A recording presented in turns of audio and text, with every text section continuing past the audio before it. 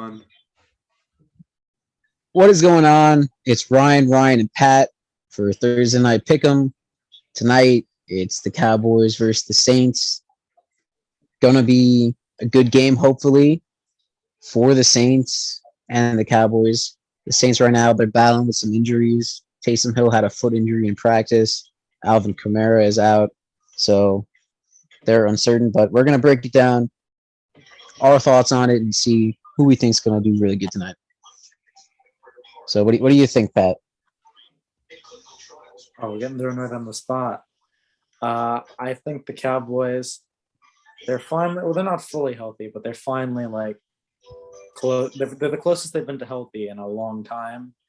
And they've only really been struggling versus the NFC West or AFC West, and they are no longer playing the AFC West. So I think they get back on track.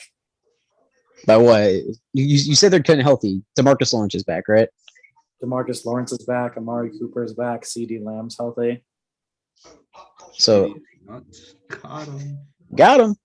No, but what's it called? Was Dak injured for Thanksgiving? Like, just he played through it, like his calf or something. I don't think so. Because that was something a couple weeks ago. His calf injury that was injured. But Yeah, against the when we played the Vikings, when he sat out, then the week after he was like playing through injury, but I think he's been fine the last week or two. Okay, and do you have any like point prediction for that? Because right now I'm kind of torn. I don't know.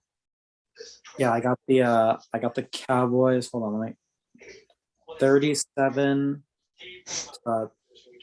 27 Cowboys I got winning. You have the Cowboys. Okay. With that, it'd be like, I understand it, but at the same time, the Saints defense is like not the worst thing in the world. So I don't know if the Cowboys put up 37. What do you think, Ron? I mean, I think the Cowboys have one of the top 5 offenses in the NFL, and they're healthy now to some degree. So I don't think it's a stretch to say 36. Or 37 or whatever it was. I don't think it'll happen. Because I do think this will be lower scoring, but I definitely have the Cowboys by like 10 plus with no Kamara. Hey. You're kind of running on.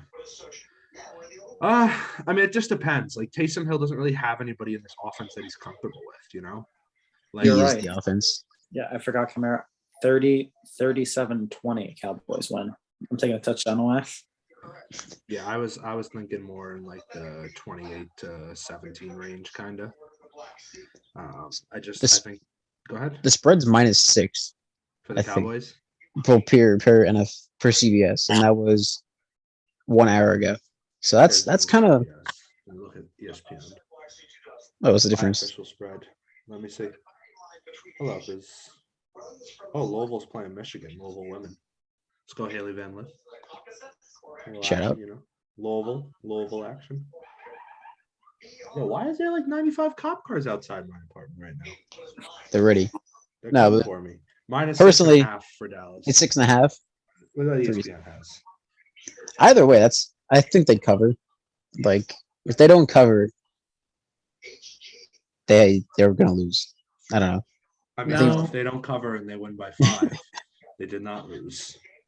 No, but like it'd be disappointing. It'd be a mental, not a mental, but a moral loss to say the least. You know, the Cowboys. I don't know. No, for a team that's lost 3 out of your last 4, you just want to win. It doesn't matter how you do it. I mean, it'd be nice. It'd definitely be better for them if they could like go in and be like, "Hey, we just kind of beat down on another struggling team right now. And this should right the ship for us." But I mean, if they win by 1 point, they're going to walk out of there happy they won. That's true. Also, Cowboys like, win by 4, but they didn't cover the spread, so they count it as a loss. It's true. it's just automatically a loss in your head. NFL records are based against the spread. That's so what many ties. Like Cowboys are elite against covering the spread. Aren't they like 10-1 or something right now? Something like that. 9-3, I believe. Wait, nope, that's just Thursday Night Football in general. Hold on, I got it. Well, as Pat looks that up, who do you think will pop off tonight for either team? Talking to me? Yeah. I like Tony Pollard a little bit. 8-3. But I think Zeke's playing, so I might stay away from him. On the Cowboys side, I think I'm gonna go with the guy I go with every week when the Cowboys play, Dalton Schultz. I think he's found a nice little role in this offense. 6 to 7 targets a week, couple red zone targets.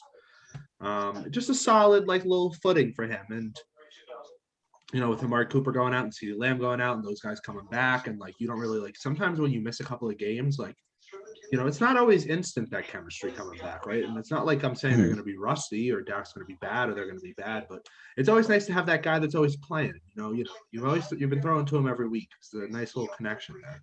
So I'm gonna go with Dalton Schultz on the Cowboys side. In terms of the Saints, I would like Mark Ingram, but I don't know. I don't like him. So the Saints are just I looked up Saints injuries. They're down tremendous. I might go Taysom Hill as a starter this week. That's what I'm going with.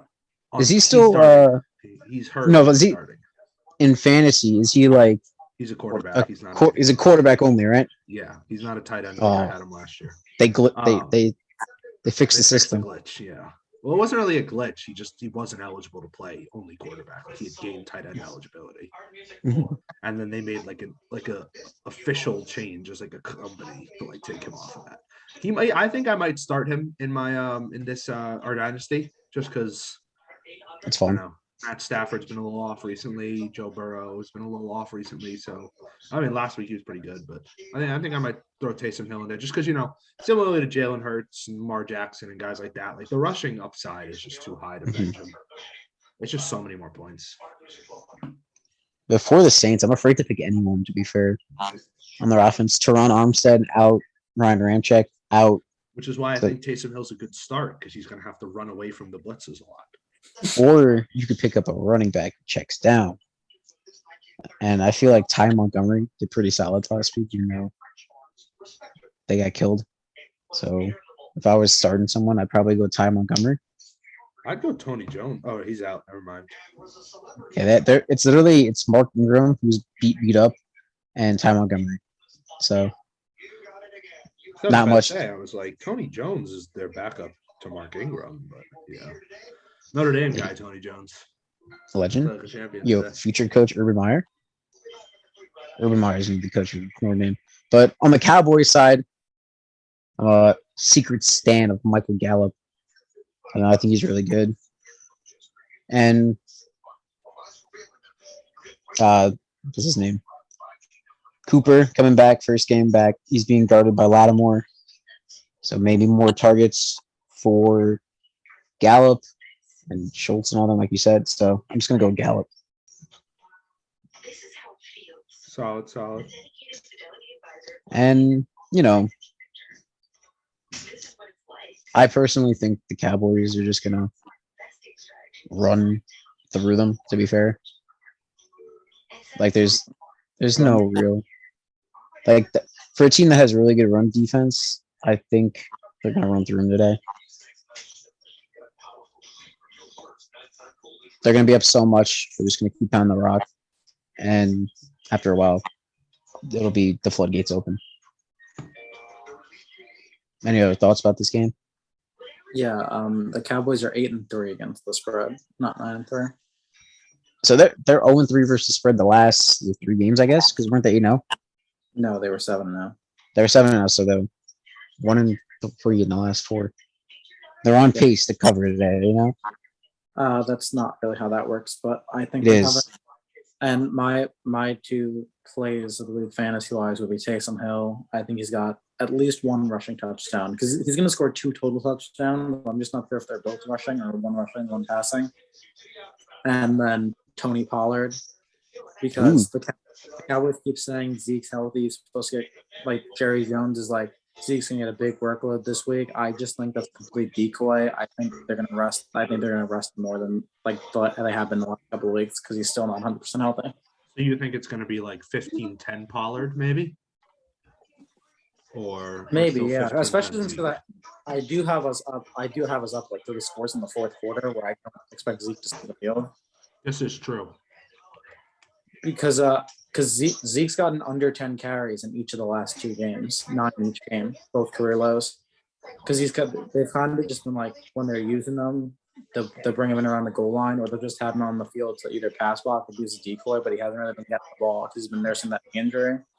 And like after Thanksgiving, they're like McCarthy said they might rest him today. And then like a couple days later, Jerry Jones is like, we expect him to have a very big workload this Thursday. And I just feel like that could kind of be in like a decoy sense. Like I wouldn't be surprised if this turns into a Tony Pollard game again. Yeah, it's definitely not like out of the realm of possibility for them to be like playing up Zeke playing. And like as long as he takes the field and takes a couple things, like if they can just say like, oh, he wasn't feeling it. Yeah, he'll see his goal line. He'll see his goal line carries, but I wouldn't be surprised if Pollard back. It's finally turned into Tony Pollard's team. It's only taken a couple years, and now Also, Tony Pollard reigns supreme. Yeah, I forgot we were in the video, so I took out a pretzel rod and just been kind of holding it. It gives the mood. Tony Pollard's been leading the team and like we're leading the running backs and the snaps and like touches these last couple of weeks, and we're losing. Coincidence? Well, I think it has more to do with CeeDee Lamb's concussion and Amari Cooper's ankle or whatever it was than it does Tony Pollard. Or COVID, yeah, I was right. He had COVID.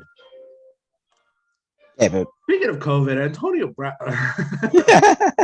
Anti-vax AB. I support him completely. Why? I didn't say that. I didn't mean that.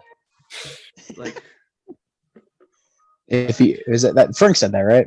Yeah. So if you don't know, Frank is the biggest Buccaneers bandwagon, breed bandwagon. He's on the channel. It's Tom Brady's #1 fan. Yeah, whenever he's on, he's Brady's #1 fan. And